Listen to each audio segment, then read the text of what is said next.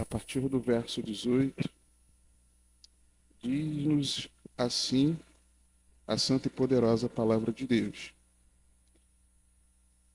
Então os saduceus, que dizem que não há ressurreição, aproximaram-se dele e perguntaram-lhe, dizendo: Mestre, Moisés nos escreveu que se morresse o irmão de alguém e deixasse a mulher e não deixasse filhos, seu irmão tomasse a mulher dele e suscitasse descendência a seu irmão. Ora, havia 7 irmãos, e o primeiro tomou a mulher e morreu sem deixar descendência. E o segundo também a tomou e morreu, e nem este deixou descendência. E o terceiro da mesma maneira. E tomaram-na os 7, sem contudo terem deixado descendência. Finalmente, depois de todos, morreu também a mulher. Na ressurreição, pois quando ressuscitarem, de qual destes será a mulher? Porque os 7 a tiveram por mulher. E Jesus, respondendo, disse-lhes: Porventura não errais vós em razão de não saberdes as Escrituras, nem o poder de Deus?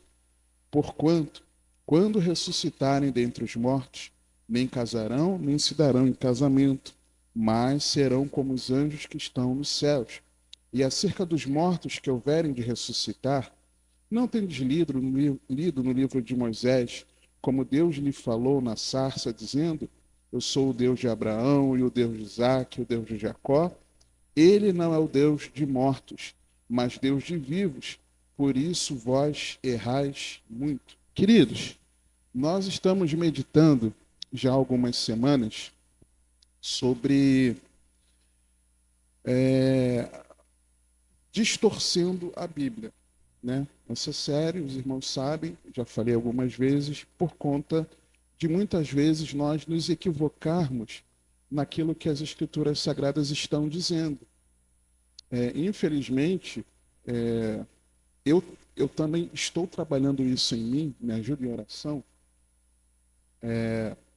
O meu chamado é o chamado de ensinador, esse é o meu chamado. Então, eu ensino, às vezes meio que pregando, e enquanto eu prego, eu estou ensinando. Os irmãos já devem ter percebido isso. Então, quando as coisas fogem daquilo que a Bíblia de verdade está dizendo, isso me incomoda muito. Porque, para mim, está errado. O entendimento está errado. E por aquele entendimento errado, às vezes nós tomamos atitudes equivocadas naquilo que nós conversamos uns com os outros, naquilo que nós compartilhamos com os outros, nos vários ambientes. Seja aqui, seja em grupos menores, seja na nossa caminhada no dia a dia, no nosso trabalho. E o jeito de nós, que eu entendo pessoalmente, de nós compreendermos cada vez mais a palavra de Deus, e até irmãos testemunharam sobre isso, é a nossa meditação pessoal, contínua, completa de toda a Bíblia. E cada vez mais que nós vamos lendo, mais a nossa mente vai se abrindo. Quanto mais a gente lê, mais a mente se abre e os textos vão ficando cada vez mais claros para nós.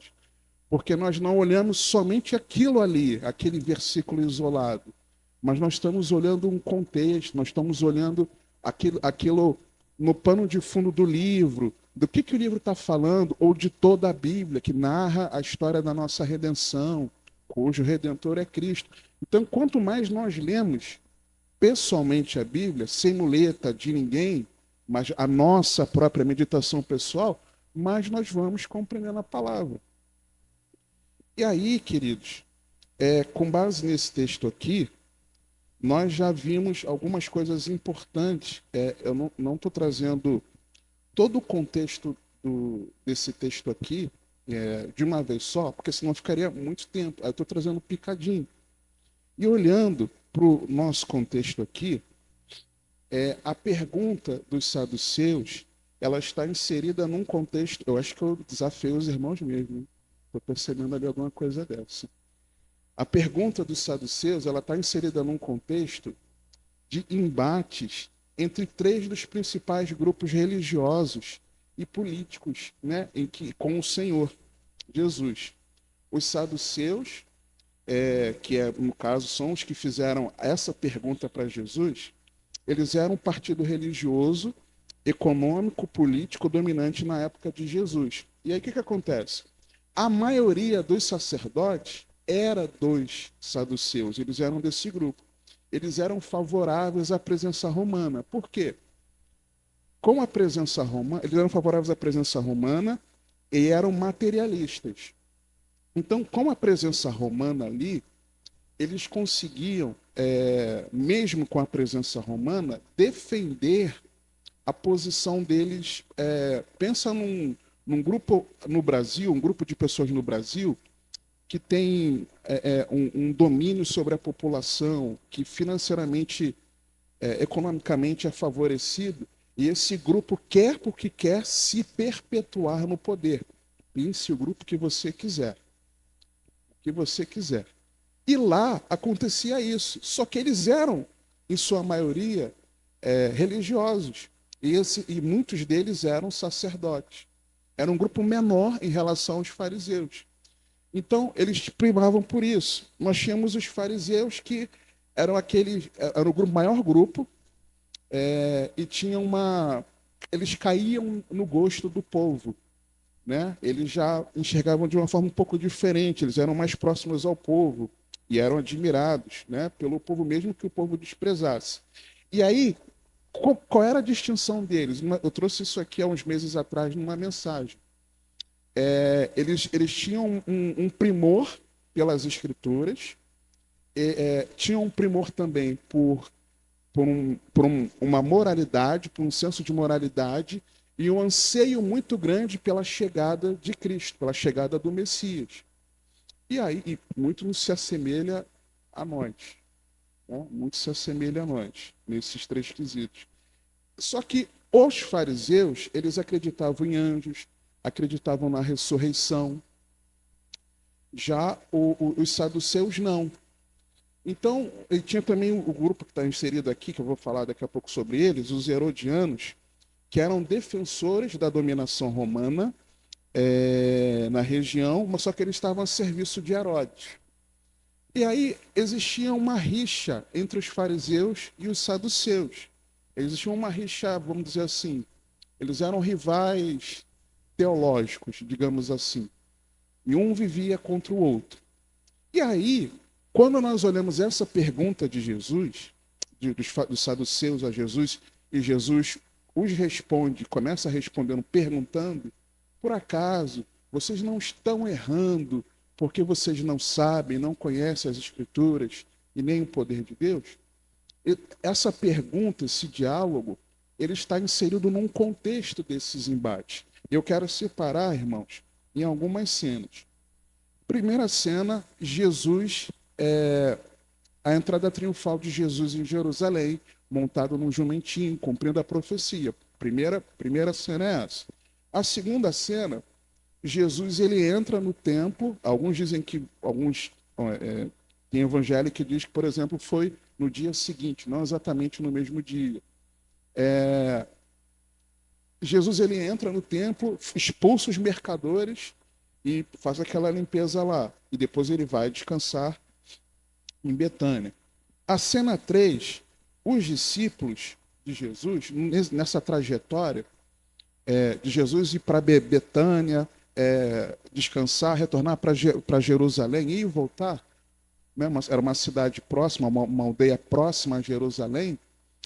Jesus, num determinado momento, ele amaldiçoa a figueira e os discípulos ficam maravilhados como aquela figueira secou de forma tão rápida, e Jesus começa a ensiná-los sobre fé, e aquilo era uma parábola viva sobre o estado espiritual de Israel, né? A figueira se secando. E aí, na cena 4, Jesus retorna ao templo. Tem um evangelho que diz que foi alguns dias depois. Jesus retorna ao templo, e Jesus retornando no templo, a autoridade dele é questionada. Vem cá, com que autoridade é que você faz essas coisas? E aí mencionando muito sobre Jesus ter tido a coragem diante deles de fazer aquela limpeza, aquela arrumação na bagunça que havia no templo. Quando eles questionam a Jesus, Jesus faz uma pergunta para eles: vem cá, o batismo de João é do céu ou dos homens? Eles ficam sem saber o que responder, porque dependendo da resposta, Jesus ia sair ganhando no embate. Eles falam: não sabemos o que responder, não temos o que responder. E aí Jesus diz: também eu não tenho o porquê dizer para vocês com que autoridade eu faço essas coisas. E a partir daí, quando Jesus questiona, tem essa autoridade questionada, vamos dividir essa cena em 4 atos. Esse primeiro ato é de Jesus perguntando sobre o batismo de João e deixando ele sem resposta. Logo em seguida, Jesus conta a parábola dos 2 filhos, que um homem tinha 2 filhos, manda os filhos irem cuidar do campo. Um falou: pai, eu não vou. E no final ele se arrependeu e foi. O outro disse: pai, eu vou. E no final ele não foi. E aí Jesus mostrou para eles que era necessário que eles se arrependessem, como um dos filhos havia se arrependido. Então, fica claro se para eles a necessidade, a incredulidade deles, Jesus menciona, e a falta de arrependimento que eles precisavam ter. No ato 3, nessa mesma cena de Jesus respondendo, se defendendo, entre aspas, né, de ter essa autoridade questionada, Jesus ele conta em seguida logo uma outra parábola, a parábola da vinha, dos vinhateiros, que os lavradores estavam cuidando de um campo e cuidando desse campo. O dono da vinha, no tempo que era para ter fruto ali da propriedade, eles não tinham frutos. E aí eles maltrataram os servos que foram enviados para poder buscar o fruto, levar para o dono. E por final, o dono manda o filho, e eles matam o filho. Eles ficam tão furiosos que eles entendem que Jesus estava falando que ele, Jesus, era o filho, que eles queriam matar a Jesus, que eles que eles maltrataram os servos que foram primeiro a anunciar que o Cristo viria, a necessidade de arrependimento, tudo isso. E eles compreendem que era deles que Jesus estava falando, e eles ficam furiosos. Num ato, seguinte, Jesus ele conta, dizendo, né, perdão, ainda contando sobre a parábola das vinhas, Jesus declara que aqueles homens maus que não apresentaram o fruto devido, e o fruto era o arrependimento contado antes, aqueles homens ficam tão furiosos, Jesus diz para eles o seguinte, que eles receberiam os lavradores, né, da vinha, e eles entenderam que era dos religiosos que eu estava falando, que eles receberiam a justa retribuição. Então Jesus vem contando para eles uma historinha. Olha, vocês não têm fé, vocês não se arrependem, vocês maltratam aqueles que chamam vocês ao arrependimento, vocês vão matar o Filho de Deus e vocês vão receber a justa retribuição. Tudo isso na mesma cena. Logo em seguida, Jesus conta a parábola das bodas, em que o rei convida um grupo de pessoas, manda servos convidarem, esses servos são rejeitados, esses servos do rei apontavam para os profetas e o rei Deus, casamento das bodas do filho do rei, e depois ele manda outros servos apontando para os apóstolos, e eles rejeitaram também, os discípulos de Cristo rejeitariam. E então o convite das bodas ele é aberto para todos aqueles, para todos, não restrito só àquele primeiro grupo, mostrando que o evangelho seria anunciado aos gentios e que todos que tivessem ali naquela festa precisam estar vestidos com as roupas de casamento, num casamento real que o próprio rei providenciaria. Então Jesus foi contando toda uma historinha para eles, sobre verdades espirituais, sobre a verdade do reino de Deus, só que eles ali rejeitavam cada vez mais. Na cena seguinte, os fariseus se retiram. Quem vai questionar a autoridade de Jesus foram os fariseus. Aí os fariseus se retiram. O que os fariseus se retiram? O que eles fazem? Eles se juntam com os herodianos. Os herodianos eram um grupo que não se dava muito bem também com os fariseus, E ele faz o seguinte, ó, vem cá, a gente precisa pegar Jesus de algum jeito. Vai lá para ele e pergunta sobre o tributo de César. E o que Jesus responde para eles? Quem se lembra? O dai a César eu ouvi, depois eu não ouvi não, irmãos. E a Deus o que é de Deus. E aí tem vários ensinamentos disso, mas essencialmente a separação do Estado e da religião, essencialmente isso. Mas tem vários ensinamentos ali, e parará, parará, parará. E aí eles saem dali também caladinhos. É nesse ponto, depois de todo esse histórico de embate, é que os saduceus chegam. Os saduceus, então, no mesmo dia, tem um evangelho que fala que é no mesmo dia, eles chegam e fazem a pergunta para Jesus. Só que aí, irmãos, olha que interessante. Eu sei que, me parece, eu sei que não, perdão, senhor, me parece que, nos parece que, por estar no contexto desse embate, que eles também perguntaram a Jesus para pegar Jesus no pulo. Também nos parece isso. Mas a Bíblia não diz isso. Não diz isso. A Bíblia fala que os herodianos, que os herodianos foram perguntar a Jesus sobre a questão do tributo, porque queriam pegar a Jesus e Jesus os chama de hipócritas. Logo depois dos saduceus perguntarem, voltam os fariseus para perguntar a Jesus a respeito esqueci aqui. Eles voltam para perguntar a Jesus sobre a questão do maior mandamento. E o Evangelho fala que eles perguntaram para testar Jesus, para provar Jesus. Já nos saduceus, não. Mas eu creio que sim. Por quê? Lembra quem eram os saduceus? Saduceus, eles eram materialistas ou não? Sim, eram, como eu falei, eram materialistas. Então, para eles, a alegria, o prazer, estar bem para eles, se dizia simplesmente a essa vida. Eles não acreditavam na vida após a morte. Para eles, morreu, acabou. Então, se eles estavam bem com o Império Romano, nada do que pudesse ser feito para eles, pudesse ser feito contra eles, eles iriam aceitar. Então, eles tinham medo de que tudo que Jesus estava fazendo causasse uma revolução em Israel. E se causasse uma revolução em Israel, o que aconteceria? O Império Romano sairia, né, se Jesus viesse governar terrenamente Israel naquele momento, eles iam perder os privilégios. Eles iam perder. Não tem quando a pessoa está empregada e a pessoa tem carro, casa própria, viaja, tem vários benefícios, e a pessoa é mandada embora da empresa, e a pessoa se vê com a vida financeira restrita, os amigos começam a se afastar, porque a pessoa não dá mais churrasco todo final de semana. Era esse o medo deles, de não conseguir, os irmãos que estavam lá no encontro de casais, né? Eles não conseguiriam mais bancar as coisas para a esposa, né? Para a esposa se embelezar. Eles ficaram muito preocupados. Caramba, vou ter que andar de ônibus agora. Claro que não tinha ônibus naquela época, tá, irmãos? Vou ter que andar de ônibus, vou ter que andar a pé. Eu não vou ser mais respeitado, não vou mais me bajular. Eles tinham esse medo. Só que tem uma questão que também tem muita importância aí. Eles eram rivais dos fariseus.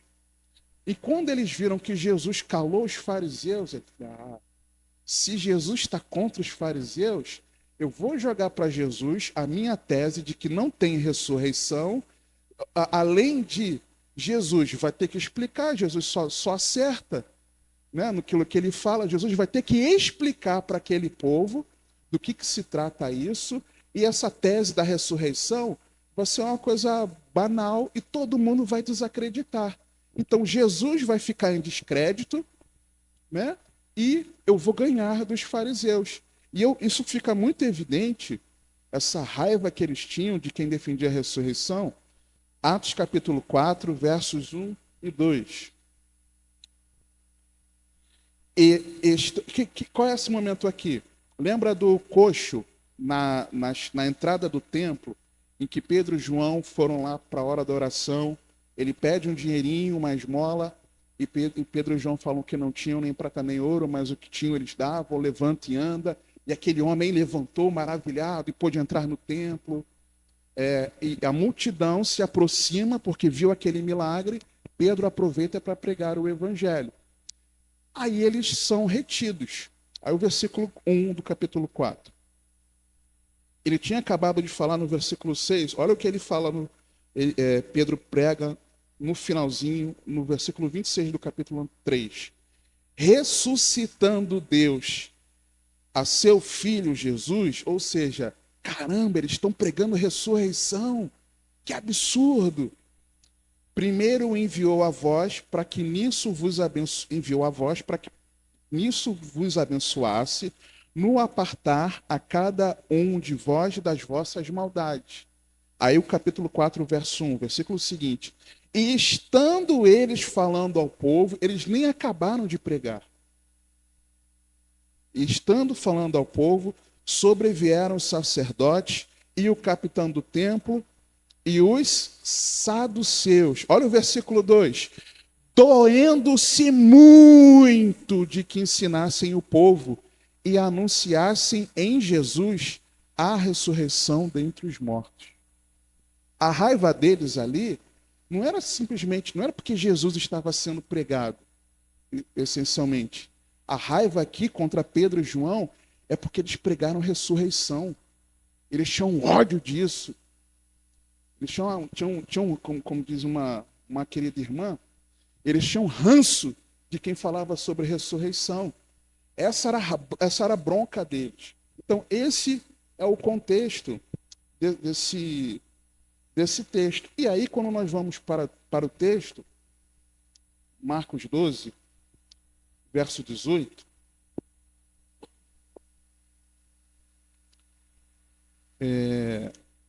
então os saduceus que dizem que não há ressurreição aproximaram-se dele e perguntaram-lhe, dizendo, e aí vem toda a argumentação deles. Quando Jesus começa a respondê-los, verso 24, e Jesus respondendo, disse-lhes, porventura, não errais vós em razão de não saberdes ou não conhecerem as Escrituras, nem o poder de Deus? E aí no versículo 27 ainda diz o seguinte, ele não é o Deus de mortos, mas Deus de vivos. Por isso vós errais muito. Eles não erravam um pouco com essa tese deles de que não havia vida após a morte. Eles erraram muito de que não haveria ressurreição. Só que antes da gente entrar especificamente nos equívocos deles em relação à interpretação da palavra e como nós interpretarmos, segundo esse texto aqui, de forma adequada à palavra de Deus, nós começamos a meditar sobre vários textos que nos mostravam, antes da interpretação adequada da palavra, erros que nós temos durante a nossa meditação bíblica. E parece que cada vez que eu separo para compartilhar com os irmãos textos sobre erro na nossa meditação, o Senhor começa a me mostrar vários outros textos, vários outros. E nós já vimos um bocado de coisa aqui. Nós já vimos que nós erramos quando não cremos, que a Bíblia é divina, quando damos ouvidos a outras vozes, quando temos má vontade, quando não a consideramos pura, quando não refletimos, quando não oramos, quando não temos o coração ensinável, quando não temos a motivação correta, quando nós não temos continuidade, quando nós não priorizamos, quando nós desprezamos a presença do autor, quando não compartilhamos, quando não memorizamos, quando não praticamos.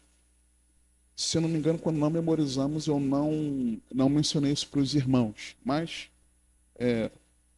Salmo 119, 51, 52, fica claro isso para a gente, Salmo 103 também. Quando não praticamos, quando não cremos na sua eficácia, quando fugimos da sua avaliação, quando consideramos que precisa de atualização, quando pensamos que ela pode ser anulada, quando ignoramos sua suficiência para a verdadeira fé, quando priorizamos outro alimento, quando não esclarecemos dúvidas, E aí, nesse de esclarecer dúvidas, vou voltar aqui a falar rapidamente. Amados irmãos, por que que o Senhor está conduzindo a nossa igreja a meditar sobre a nossa leitura bíblica nesse momento na escola bíblica?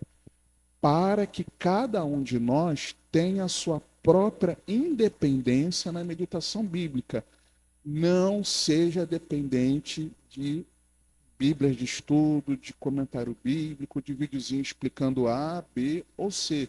Faça sua própria leitura bíblica. Ah, mas se eu tiver dúvida e eu não conseguir tirar lendo eu sozinho na palavra, vai procurar o seu pastor. Pergunta ao seu pastor. Essa é a minha sugestão para os irmãos, que estou reafirmando isso. Se você já tem um traquejo melhor, já está acostumado, já leu a Bíblia toda algumas vezes, tudo bem. Aí você começa a consultar materiais, mas consulte materiais que você perguntou ao seu pastor se esses materiais são adequados para que você estude a partir deles, tá? Reafirmo isso aqui. Quando não priorizamos toda a Bíblia, quando ficamos distraídos com assuntos periféricos, quando nós não vamos a Cristo, quando não cremos na mensagem da cruz, e a partir de agora vamos continuar meditando. Quando nós não somos testemunhas do Cristo vivo. Lucas 24.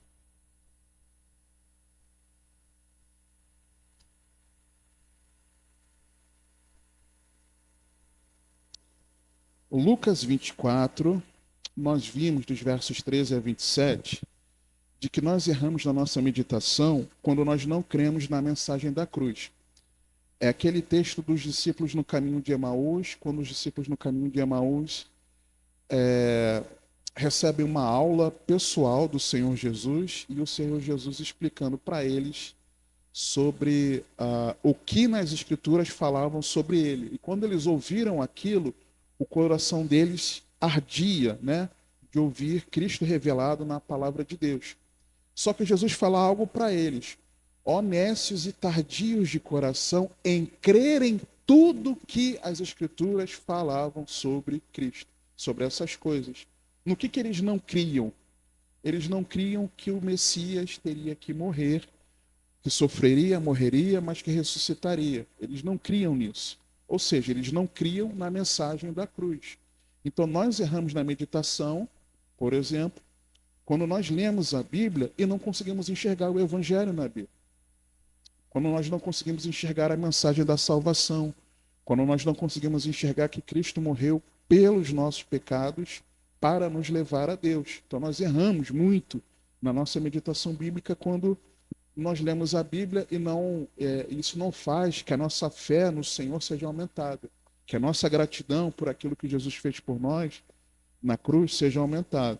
E aí no mesmo capítulo de Lucas 24, dos versos 44 a 48, Jesus, os discípulos voltam depois que Jesus, os olhos deles se abrem e no partir do pão eles reconhecem que era Jesus. Jesus some diante deles.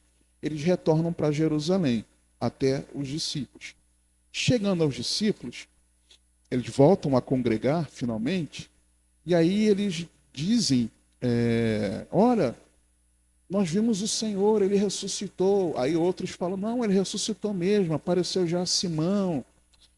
E aí, a partir do verso 44, Jesus, depois de ter comido diante deles,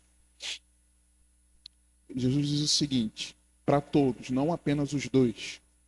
E disse-lhes, são estas as palavras que vos disse, estando ainda convosco, que convinha que se cumprisse tudo que de mim estava escrito na lei de Moisés e nos profetas e nos salmos.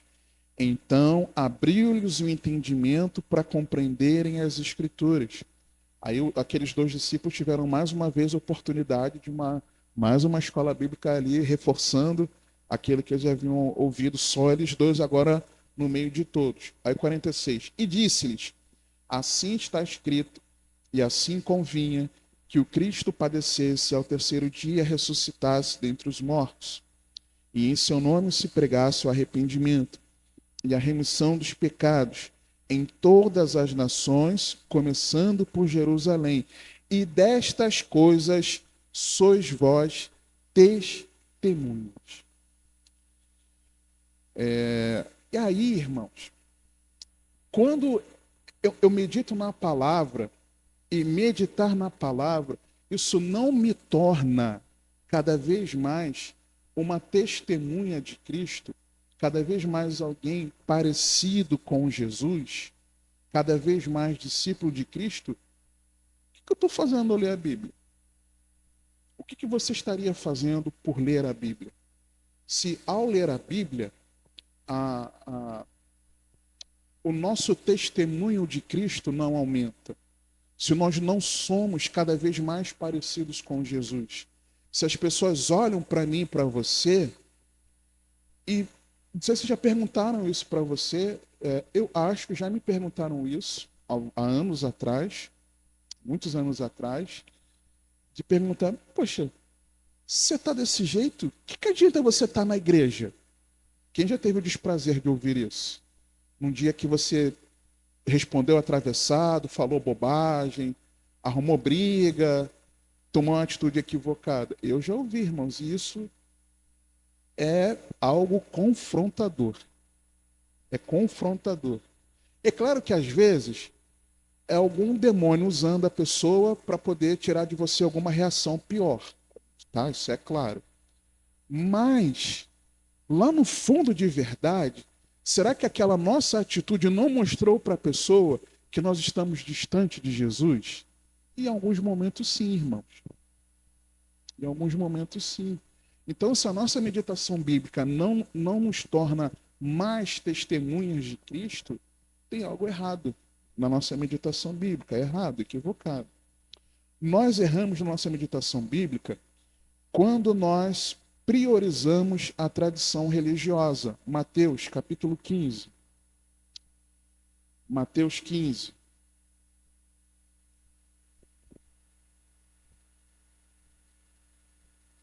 Versos 1 a 9.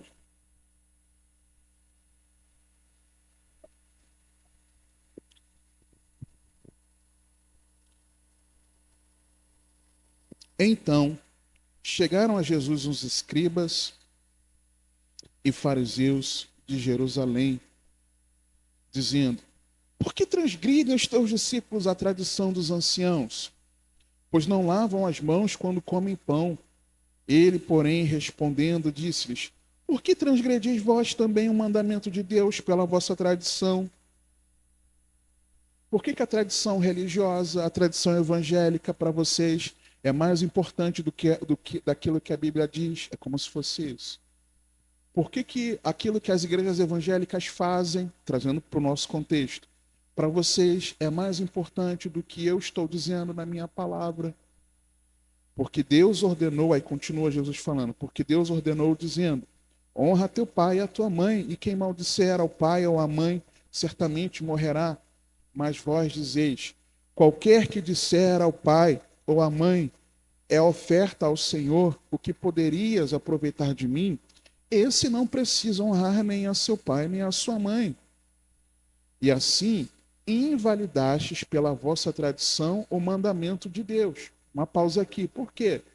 Eles não queriam ajudar os seus pais, não queriam ser uma bênção para os pais, materialmente falando, não queriam cuidar dos pais, usando a desculpa de que aquele recurso que eles teriam, desculpa, papai, desculpa, mamãe, eu não vou poder fazer nada por você, porque esse meu dinheiro aqui é oferta. E deixavam de honrar os pais, usando a desculpa de que ia pegar aquele dinheiro e canalizar para uma oferta, vamos dizer assim. Era como se fosse isso. Aí Jesus, no versículo 7, hipócritas. Eu não consigo entender, irmãos, Jesus falando assim, hipócritas. Para mim, Jesus falou hipócritas. Né? Como é que tu vai chamar alguém de hipócrita? Seu hipócrita. Não, Jesus falou com vontade. Penso eu, a minha conjectura pessoal, não está dito na Bíblia. Hipócritas, bem profetizou Isaías a vosso respeito, dizendo: este povo se aproxima de mim com a sua boca e me honra com os seus lábios, mas o seu coração está longe de mim. mas em vão me adoram, ensinando ensinos que são preceitos dos homens. E isso é algo, irmãos, que se nós aqui na nossa igreja nós não tivermos cuidado, nós vamos ser assim. Nós vamos ser assim. Porque nós aqui, com exceção de irmãos que são mais antigos, tem irmãos que estão aqui desde a organização da igreja, em 2001. Tem irmãos que estão logo depois. Mas a maioria de nós veio para cá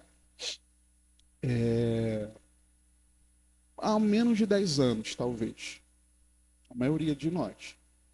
E aí, viemos, não porque entregamos a nossa vida a Cristo, e aqui foi a nossa primeira igreja local, primeira congregação.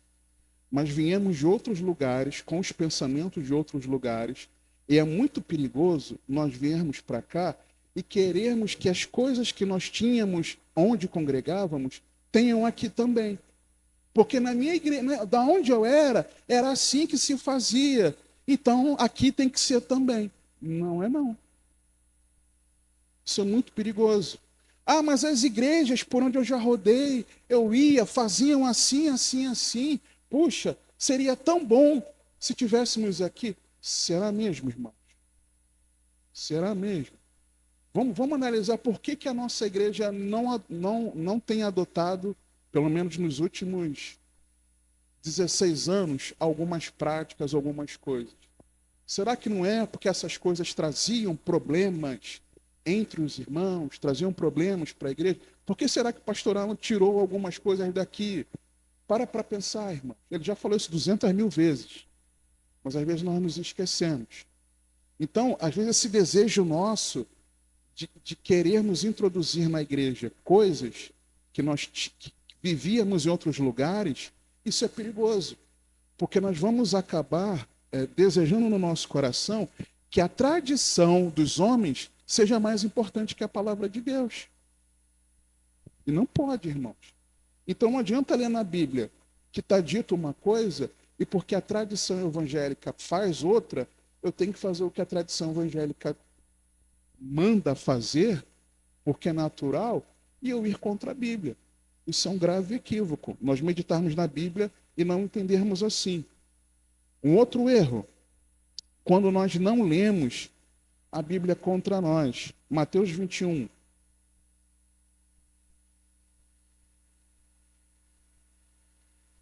Rapaz, meus irmãos são a benção. Eu estou maravilhado com o relógio aqui assim. Para mim, ó, meu Deus. Dá para ver direitinho. Só tem um problema nisso, né? Mas tá tranquilo. Mateus 21, versos 33 a 46.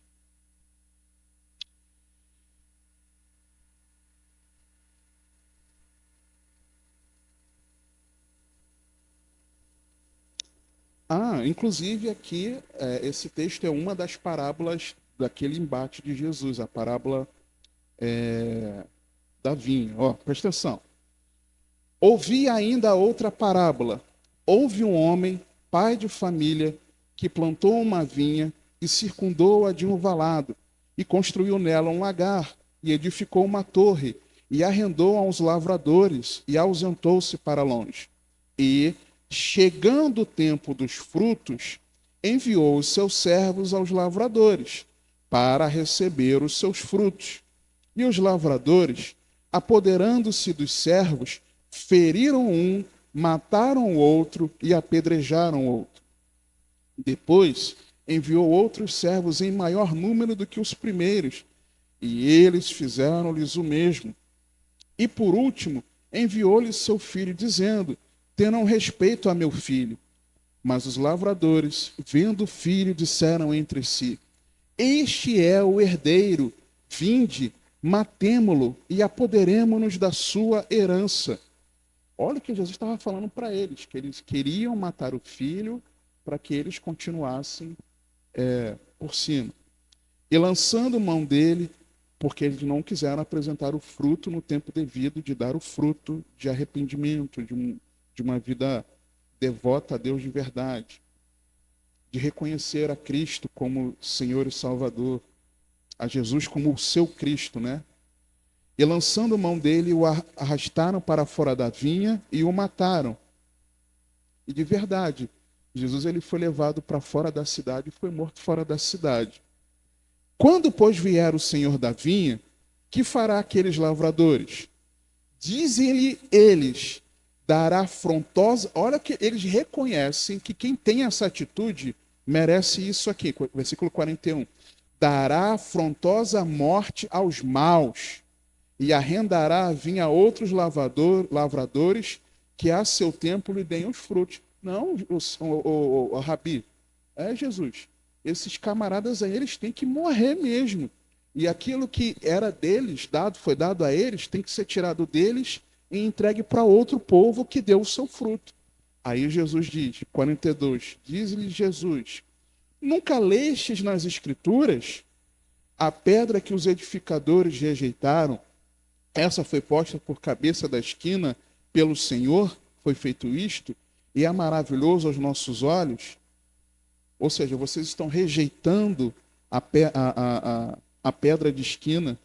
Portanto, eu vos digo que o reino de Deus vos será tirado e será dado a uma nação que dê os seus frutos. E quem cair sobre esta pedra, despedar-se-á, e aquele sobre quem ela cair, ficará reduzido a pó. E uma pausa aqui, irmãos. Me lembrei aqui, não tem nada a ver não, mas já vou voltar rapidinho, só um parênteses. Esse versículo aqui, 44, eu lembro de um professor de lógica lá na UERJ, ele falava assim pra gente, olha, aí ele às vezes levava até uma pedra, aí levava um ovo, aí falava assim, quando a gente reclamava da forma como ele dava aula, aí ele falava isso aqui, olha, sobre quem cair essa pedra, vai despedaçá-la, e sobre quem ela cair, vai ficar reduzido a pó. E eu não entendi, eu era crente em Jesus, irmão, mas eu não tinha lido a Bíblia toda. Então ele falava isso, eu não entendia que ele estava falando da Bíblia. O que ele estava querendo dizer? Vocês estão me perseguindo porque eu sou cristão. E eu não entendia na época, fecha parênteses. Aí 45. E os principais sacerdotes e os fariseus, ouvindo estas palavras, entenderam que falava deles. E pretendendo prendê-lo, recearam o povo, porque o tinham por profeta. Então, quando eles leram esse texto que Jesus fala aqui, do 42, nunca leste nas Escrituras, eles leram isso, sabiam disso. Só que eles liam aquilo, mas não liam contra eles.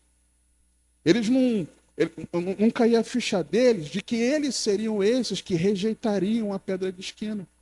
E era isso que eles estavam fazendo, rejeitando a Jesus, a pedra de esquina, a pedra angular do edifício que está sendo construído pelo Senhor, cuja a edificação está sendo levantada com pedras vivas, que somos você e eu e todos os discípulos de Cristo em toda a história na face da terra. Então eles não compreenderam, eles liam, mas eles não liam isso contra eles. E Jesus fala, não, isso aqui está falando contra vocês. E quantas vezes, irmãos, nós lemos aquilo que a Bíblia diz e não trazemos contra nós. Às vezes a gente pensa até assim, rapaz, isso aqui eu vou compartilhar esse versículo aqui porque tem uma galera que está precisando ler isso aqui. Aí a gente compartilha no status, na rede social, não é assim? Eu sei que irmão, já fiz muito isso. Eu estou no mesmo barco, tá, irmãos? Estou no mesmo barco. Então, isso é um equívoco, é um erro, que não é nem de leitura, de interpretação, vem antes disso. É um erro na nossa meditação, quando a gente não lê contra nós. Um outro erro na nossa meditação bíblica é quando nós não somos diligentes. Atos capítulo 17.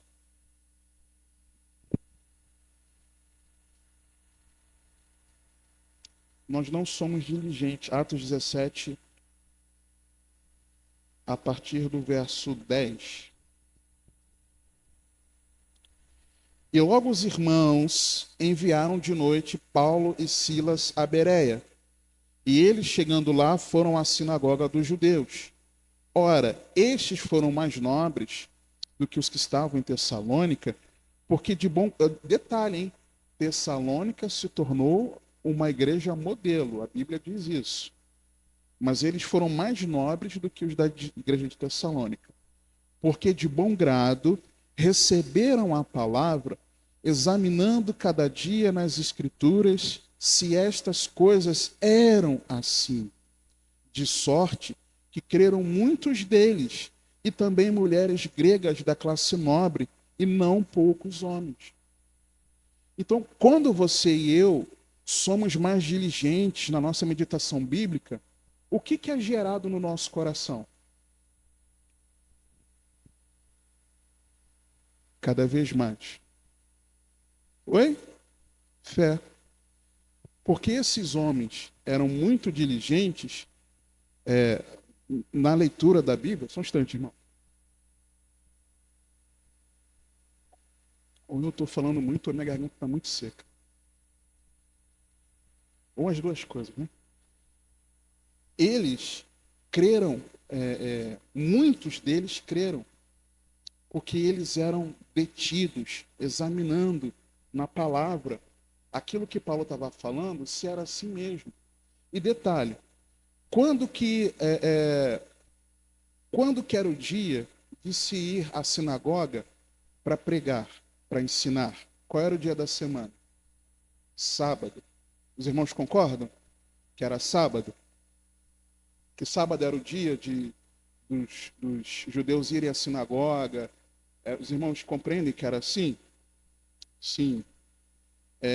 Um exemplo disso, no mesmo capítulo, no versículo 2, no versículos 1 e 2, em Tessalônica, a cidade anterior. E passando por Anfípolis e Apolônia, chegaram a Tessalônica, onde havia uma sinagoga de judeus. E Paulo, como tinha por costume, foi ter com eles, e por 3 sábados disputou com eles sobre as Escrituras. Né? Ou seja, sábado era o dia de culto deles era o sábado, na sinagoga. Ok, mas olha o que o versículo 11 fala. Ora, estes foram mais nobres do que os que estavam em Tessalônica, porque de bom grado receberam a palavra, examinando cada sábado. Não, cada dia, irmãos. Não era só no dia que ouvia o ensino, a pregação, era todo dia. Eles não abriam a Bíblia só no culto. Eles abriam a Bíblia todo dia. Eles eram diligentes. E conforme eles meditavam na palavra a cada dia, o que aconteceu com muitos deles? Creram. Então, quanto mais eu for mais dedicado à minha meditação pessoal, mais eu vou crescer em fé. Vocês irmãos entendem isso? Só que quanto menos eu meditar na palavra, menos eu vou crescer em fé. Nós erramos na nossa meditação bíblica quando nós não queremos nos encher da palavra.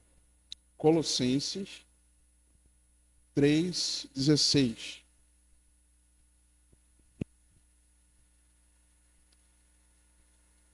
Meninos, vocês realizaram um sonho meu de mais de 6 anos. Eu estou aqui maravilhado, gente.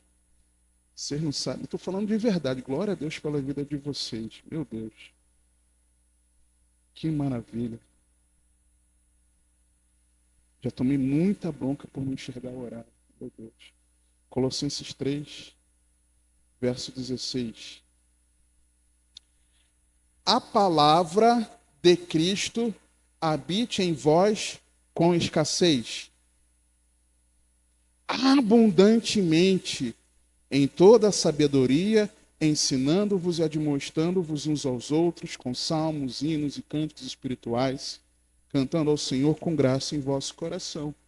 Então nós erramos quando nós na nossa meditação, quando nós lemos por ler e o nosso coração não se enche da palavra. Quando nós interpretamos equivocadamente que ler a Bíblia é se encher da letra. E você não tem que se encher da letra. Quando você não tem que se encher da palavra. Para que eu vou ler Bíblia? Você vai ficar lendo Bíblia todo dia? Esse negócio de ler a Bíblia toda? Esse negócio de... Para quê? Para que isso? Eu já basta saber de cor João 3,16 e tá bom. Não preciso de mais. É o suficiente para a minha vida. Eu não preciso me encher da palavra. Olha a diferença quando você encontra com um crente em Jesus, que você está junto dele e o que exala da pessoa é a palavra de Deus. Eu fico envergonhado, irmão. Quando eu estou do lado de um irmão, e esse irmão sabe de quase tudo que ele fala, muito é da palavra. Eu não sou assim, irmãos. Eu não sou assim. Eu fico maravilhado, eu glorifico a Deus por isso. Então nós erramos nossa meditação quando nós não queremos nos encher da palavra. E detalhe, irmãos, eu não sou contra você assistir uma pregação em vídeo. Eu não sou contra você ouvir alguém ensinando, explicando a palavra. Devemos nos reunir para que uns aos outros sejamos edificados. Como aqui o próprio versículo 16 fala, né? Ensinando-vos uns aos outros. Mas para essa palavra habitar, para que essa palavra eu possa compartilhar com o irmão, ela precisa estar primeiro onde? Em mim. Então, primeiro eu preciso ter a minha meditação pessoal. E na minha meditação pessoal, me encher da palavra, porque estando com os meus irmãos, eu vou ser um instrumento de Deus para edificação uns dos outros. Só que aí tem um outro erro. Porque erramos quando nós nos enchemos da palavra. Mas nós erramos, e muito na nossa meditação bíblica, quando nós também não nos enchemos do Espírito Santo, irmãos. Mateus 25. Texto, inclusive, da nossa meditação do plano de leitura no Novo Testamento hoje. Mateus 25. Versos 1 a 13.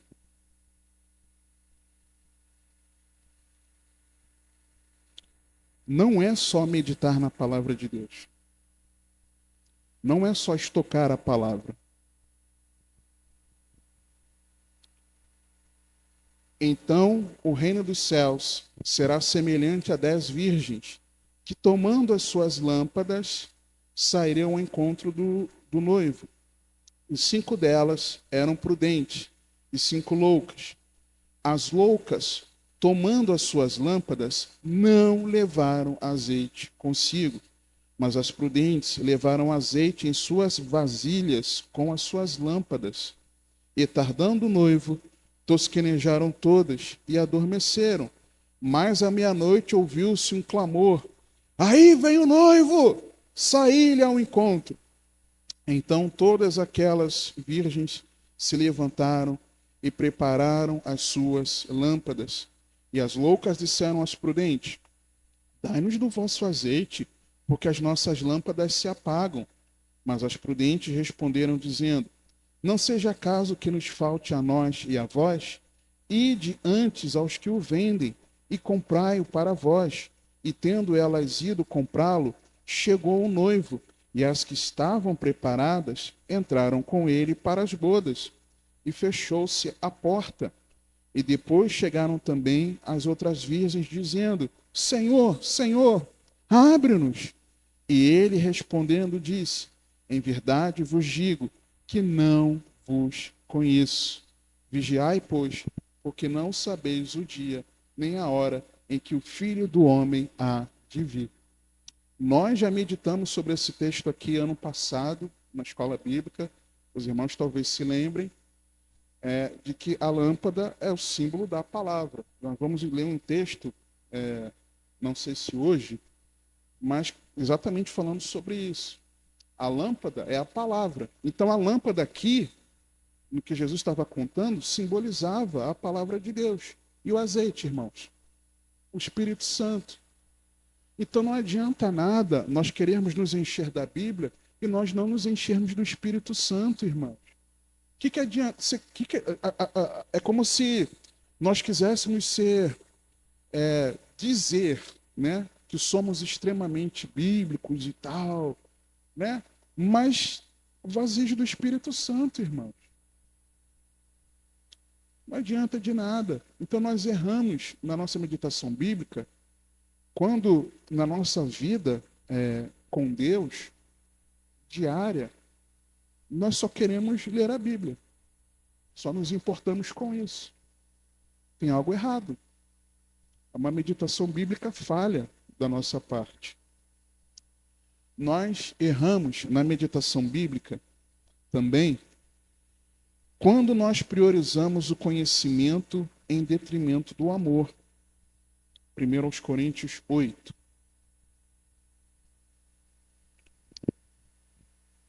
Versos 1 a 3.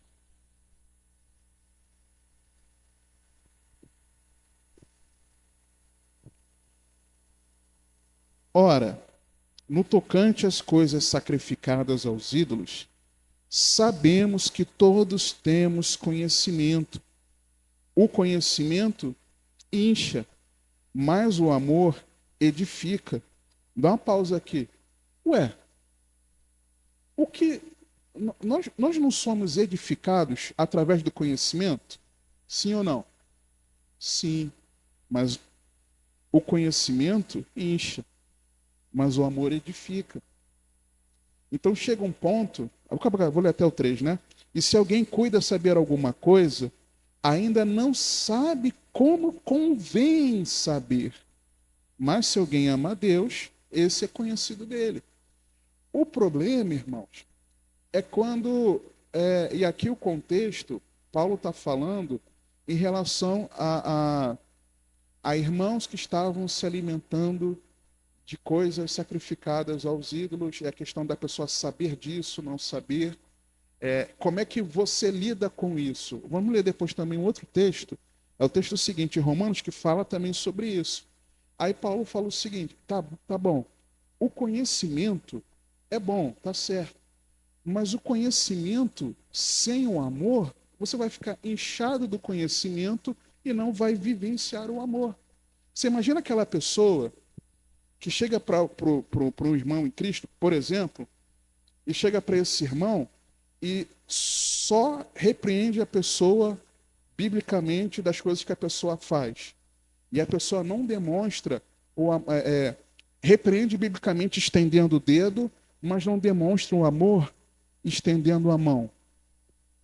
O conhecimento incha, mas o amor edifica. Então, quantas vezes, mesmo se sabendo que aquilo que a pessoa está fazendo não é o ideal, a maneira como nós queremos abordar aquela situação, na hora a gente precisa se calar, ficar na nossa, para preservar um ambiente saudável, e no momento oportuno, Deus vai te dar graça, sabedoria para você expor aquela situação. Eu vivenciei isso hoje, por exemplo. Né? Não vou falar sobre qual situação, mas teve uma situação de eu ser mal interpretado, e hoje eu tive a oportunidade de explicar sobre aquela minha atitude, que biblicamente equivocada, mas de um jeito melhor do que se eu chegasse e me explodisse com a pessoa. Porque o que adianta, irmãos, a gente só falar, porque a Bíblia diz, a Bíblia diz, a Bíblia diz. Eu não estou falando nem na pregação, não, que o nosso papel na pregação é expor aquilo que a Bíblia diz mesmo. Estou falando mais no relacionamento. Né? A começar de casa, irmãos.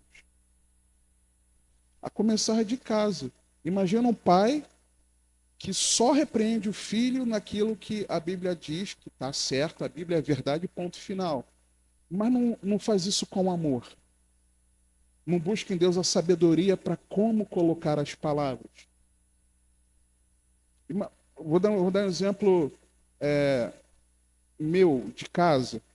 Quantas vezes eu não me equivocava em algumas atitudes e a minha esposa, com sabedoria, ao invés dela chegar para mim e esfregar a Bíblia na minha cara, eu tenho cara, tá, irmãos? Não estou falando de mim. Esfregar a Bíblia na minha cara, ela orou a Deus e no momento oportuno, depois, ela chegou para mim e me mostrou que aquilo ali que eu estava fazendo estava errado. O conhecimento incha, mas o amor edifica. E quantas vezes eu já não fiz o contrário? A Bíblia diz, está errado. Não há de ser. E cadê o amor? Vocês irmãos estão entendendo? Então nós erramos na meditação quando nós não queremos amar. E esse amor, irmãos, se eu não tenho amor para com os irmãos, eu vou amar a Deus? Eu vou amar, não. Eu amo a Deus? Não. E é interessante porque Paulo junta isso nos 3 versículos. Paulo junta os 2 conceitos. O contexto aqui, Paulo está falando do conhecimento das coisas sacrificadas aos ídolos. Está falando em relação. E ele continua falando depois. Deixa eu mostrar um versículo mais. Versículo 7, por exemplo, ele fala assim: ó, mas nem em todos há conhecimento, porque alguns até agora comem com consciência do ídolo, coisas sacrificadas ao ídolo, e essa consciência, sendo fraca, fica contaminada. Ora, a comida não nos faz agradáveis a Deus, porque se comemos, nada temos demais, e se não comemos, nada nos falta. Mas vede que essa liberdade não seja de alguma maneira escândalo para os fracos. E aí depois ele continua, né? Paulo está falando desse conhecimento aqui em relação aos irmãos que estavam fazendo coisas que não eram adequadas, vamos dizer assim, mas esse excesso de conhecimento e a falta de amor é inchaço, não é edificação. Só que Paulo ele fala no versículo 3, mas se alguém ama a Deus, esse é conhecido dele. Como assim? Ele não está falando do amor entre os irmãos? Paulo está dizendo que se eu não trato meu irmão com amor, eu não amo a Deus. Então não adianta, irmãos, nós queremos nos encher da palavra, sermos diligentes na nossa meditação, mas nós não amarmos.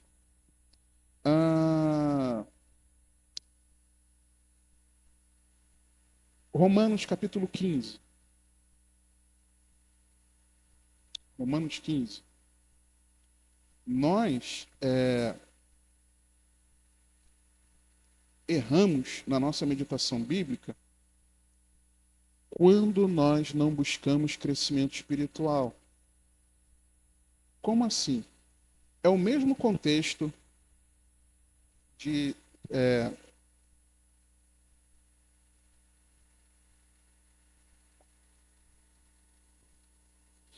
suportar as fraquezas dos irmãos em amor. Só que Paulo fala algo bem interessante aqui nesses versículos, que demonstra uma ausência de maturidade espiritual. Com base na ausência de conhecimento da palavra. Mas nós, Romanos 15, 1 a 7, mas nós que somos fortes, devemos suportar as fraquezas dos fracos e não agradar a nós mesmos. Portanto, cada um de nós agrade ao seu próximo no que é bom para a edificação, porque também Cristo não agradou a si mesmo, mas como está escrito: sobre mim caíram as injúrias dos que te injuriavam, porque tudo que antes foi escrito para nosso ensino foi escrito para que pela paciência ou perseverança e consolação das Escrituras tenhamos esperança. Ora, o Deus de paciência e consolação vos conceda o mesmo sentimento uns para com os outros, segundo Cristo Jesus, para que concordes a uma boca, glorifiqueis ao Deus e Pai de nosso Senhor Jesus Cristo. Portanto, recebei-vos uns aos outros, como também Cristo nos recebeu para a glória de Deus. O que Paulo está dizendo? Se vocês lessem a Bíblia, meditando nela, vocês saberiam que aquilo que foi escrito, de que sobre mim caíam as injúrias dos que te injuriavam, estava falando sobre Jesus. Jesus que suportou as nossas fraquezas, porque ele não quis agradar a si mesmo. E conhecermos as Escrituras, isso traz para nós paciência ou perseverança e consolação para que tenhamos esperança. Ou seja, vai ser maduro na fé, vai ter maturidade espiritual. Lê a Bíblia, mas para que você ame o seu irmão, também ame o seu... Oh, meu pastor, muito obrigado, meu amado. Para que você ame também o seu irmão, demonstrando que você precisa não querer que a sua vontade seja feita. É isso que ele está fazendo aqui. Então, quando nós lemos a Bíblia e nós não queremos crescer, irmãos, nós estamos errando muito na nossa meditação. Salmo 119, abra por favor.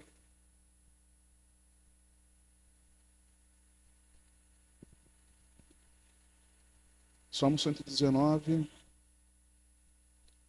versículo 105.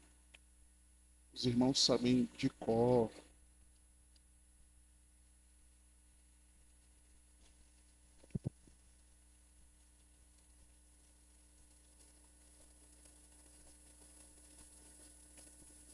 Lâmpada para os meus pés é tua palavra e luz para o meu caminho. Nós erramos na nossa meditação quando nós não buscamos sabedoria para a vida. Como assim? Lâmpada para os meus pés. O que a lâmpada vai fazer? A lâmpada era uma lanterna, vamos chamar assim, uma lanterninha, um lampião, para nós entendermos melhor, mas não era lampião. Mas para os irmãos entenderem, contextualizando. Um lampião que, se eu estou segurando esse lampião, ele está iluminando exatamente onde? Onde eu estou. Então é lâmpada para os meus pés. Eu vou enxergar onde eu estou, quem sou eu, o que eu tenho feito, quem sou eu diante de Deus, quem sou eu diante dos homens. É lâmpada para os meus pés. Só que além da palavra fazer um raio-x, uma autoavaliação de mim, nós já lemos um texto sobre isso, quando nós rejeitamos a autoavaliação da palavra, erramos. Mas o enfoque que eu quero dar aqui é a parte B. Luz para o meu caminho. A lâmpada para os meus pés vai mostrar quem sou eu, onde eu estou. A luz para o caminho vai mostrar para onde eu devo trilhar. Então, a Bíblia, para mim, também é sabedoria para eu caminhar nessa vida. Se eu quero meditar na Bíblia, mas eu não uso a palavra de Deus, irmãos, como sabedoria para eu saber como me convém andar na minha vida profissional, na minha vida familiar, e etc, e etc, como cidadão, eu estou errando na minha meditação bíblica. Bem? Última referência de hoje, Salmo 119 ainda, versículos 169 a 171. 169 a 171. Nós erramos na nossa meditação bíblica quando nós não baseamos a nossa piedade, a nossa vida com Deus na palavra. Chegue-me a ti o meu clamor, ó Senhor. Dá-me entendimento conforme a tua palavra. Chegue a minha súplica perante a tua face. Livra-me segundo a tua palavra. Os meus lábios proferiram louvor quando me ensinastes os teus estatutos. Só que nós louvamos a Deus, muitas vezes, não com base na palavra. Quantas vezes os cânticos, e eu não chamo de louvor, tá, irmãos? Para mim, louvor é aquilo que engrandece a Deus. Teve uma vez, não vou falar isso não, deixa eu falar. Não foi daqui não, vou falar que não é daqui não, não foi ninguém daqui não. Teve uma vez uma pessoa que chegou para mim assim, era dia do meu aniversário, a pessoa chegou assim para mim, irmão, queria cantar um louvor para você. Aí eu olhei para ele, eu falei, o quê? A Deus toda a glória, meu irmão. Somente, eu não falei assim com grosseria, né? Mas na hora, meu sangue ferveu. Aí eu com amor, não, querido. Só Deus é digno de glória. O louvor tem que ser para Deus, não louvor para mim, né? Fecha parênteses. Mas quantas vezes as músicas que nós cantamos não são músicas baseadas na palavra? São baseadas nas experiências pessoais. São baseadas na tradição religiosa evangélica. Mas elas não são... Ou músicas que nós... Que eu falo nós, mas eu não tenho por hábito mais. Há um bom tempo. Mas nós ouvimos músicas na rádio, dita rádio gospel evangélica, que são músicas que não são baseadas na palavra e que ensinam coisas que são totalmente diferentes, irmão. Quantas vezes a nossa oração não é oração segundo a palavra? Olha o que o salmista escreve aqui. Chegue a minha súplica perante a tua face, livra-me segundo a tua palavra. Ele estava orando porque ele sabe o que a Bíblia diz. Ele sabia o que a Bíblia dizia. E ele orava segundo as Escrituras revelavam. Eu estou orando a ti, chegue-me a suplicar de ti, e a tua palavra me revela que o Senhor é aquele que nos livra. Livra-me segundo a tua palavra. Só que a nossa oração, irmãos, não é baseada na palavra. Nós oramos muitas vezes de qualquer jeito. Nós às vezes não exercemos a nossa piedade cristã segundo a palavra. Está errado. Como é que eu quero ser servo de Deus se eu não sou servo de Deus segundo a Bíblia? Tem algo errado, muito errado, irmãos. Amém?